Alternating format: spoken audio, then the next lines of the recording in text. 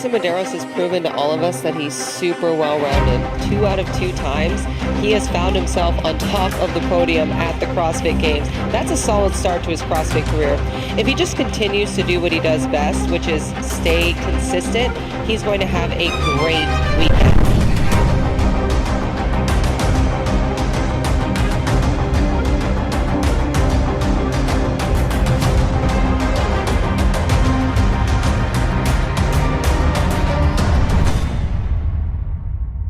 You want to be one of the best in the world, you're going to have to deal with the pressure. Kind of comes with the territory.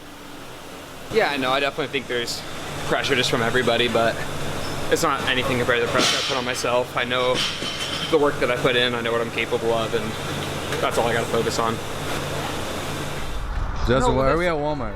Well, it was like, I remember at the game, someone was like, "Oh, you should go to Trader Joe's," and then I've always like they talk about all these good things, and I like ran like 3.5 miles to this Trader Joe's because all I wanted was cereal. And I got there and they had none of the good cereal. It's all like this healthy. Have you never been to Trader Joe's before? No, I've never been to Trader Joe's. And everyone's always talking about how good it is. I'm like, all right, we'll go check this out. And it's all this healthy. One thing they don't have is cereal. They don't have cereal, okay? Well, they have it, but it's all like Trader Joe's. Yeah, it's all like knockoff brand, so. It's not knockoff, it's Trader Joe's version. Well, we're going to Walmart and they have like Frosted Flakes. And is Frosted Flakes your go-to? Honeycombs, Frosted Flakes. We'll see. We'll see what's on sale. You should get 2 different kinds. I would go with, depends on what you get. I know. I'm basing mine off of what you get. Alright, I'll try to go Cinnamon Toast Crunch. You're getting Cinnamon Toast Crunch? Okay. Is that kind of savory or sweet? What's savory? I still haven't found that difference. Salty, bro. Look at the size of this muskrat. It's mega Cinnamon Toast Crunch. I mean, we are going to be here for like 2 days. A solid coach right there. Just bring it with you to the next one. Trying to decide which one to get. I don't know. It says it comes with avocado. It's kind of like avocado. So that's probably why it's green. That makes sense.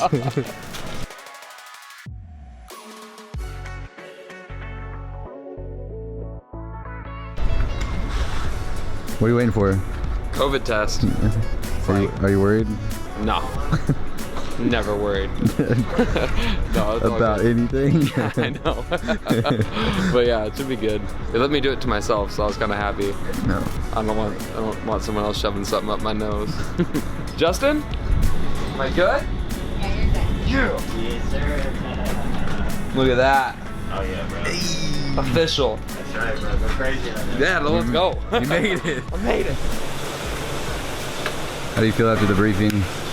Dude, it was good. Yeah. We actually got to like try out pretty much all the stuff. They had the wheelbarrow out there for the first event, which is gonna be interesting. Like the wheel is a 45-pound plate, so that'll be cool. And then we got some over-under logs that we got to test out, which is, I think, a new implement. I don't know. Have they had that before? Do you know? The log thing? No. Yeah, so that'll be different. Everything's with the 30-pound ruck, and we got to test out the man-made hill. So that was pretty cool. It's steep and it angles at the bottom. There's no like transition, so you like go straight into like flat ground. But then get the first like event not out of the way, but like you have all that like worked up energy from the games and all that stuff. So just to get back out there on the competition floor again, I think that first event's gonna be really gonna get the blood pumping. If you're not nervous for that thruster bike event, then you're not worried about going hard enough, because that event, I don't care if that is your jam, that event's gonna hurt. If you do 40 cals hard on a bike, you're not gonna be feeling good. So that event, there's gonna be so many athletes that finish within seconds of each other. So literally every second counts, and just trying to completely sell out is gonna be, it's gonna be fun to watch for everyone at least.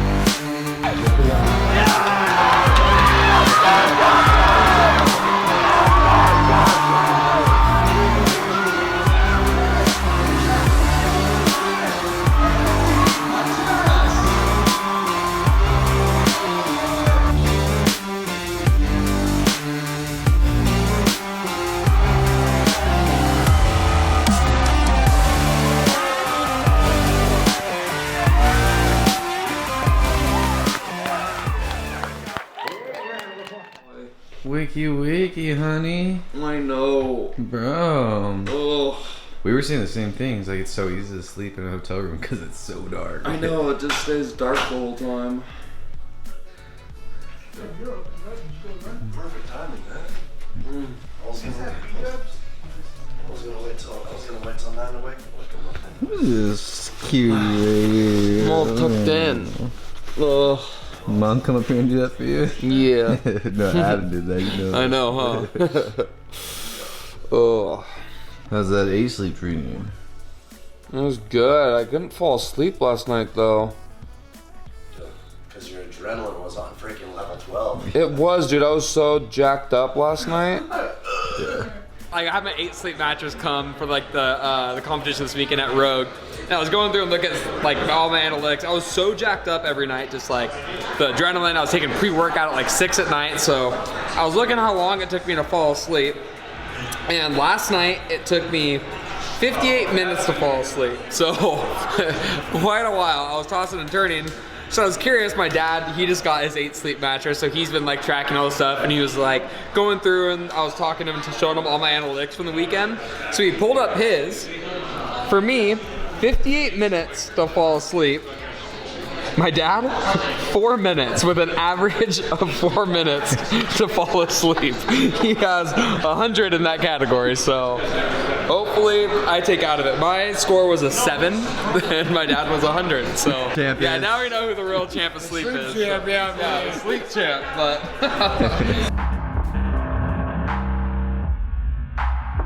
Got to run through the whole plan, you know, like mindset, approach, execution, strategy, tactics, all that stuff a couple times, because you know there's so many places your mind can go, but you know, running through it a couple times and making sure that he's good with everything that he's about to go out there and do is just an important piece of the process.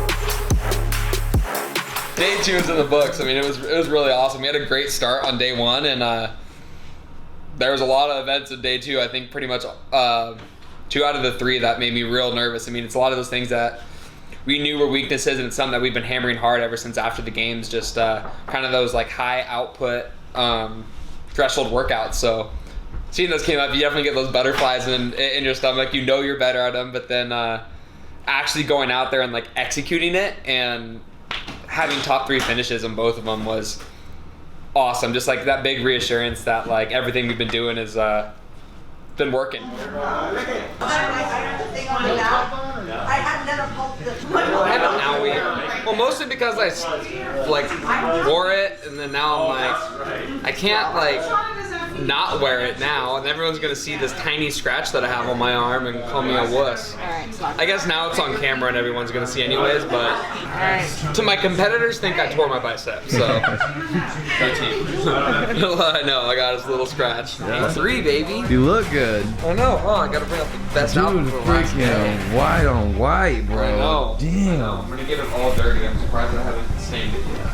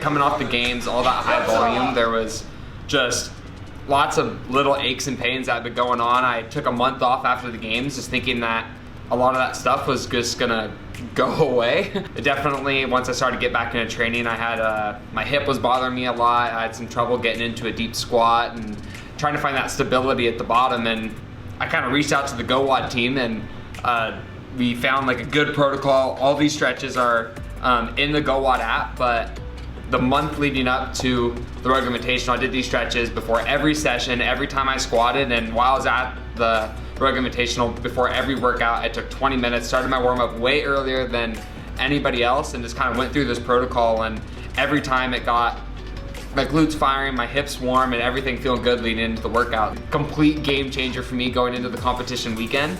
The 2 weeks leading up to the Rogue, I didn't go below parallel at all because my hip was bothering me that bad, but in that 2 weeks I was doing that protocol 2 times a day before every session, and hopefully that helps one of you guys out there. But thanks for watching, guys.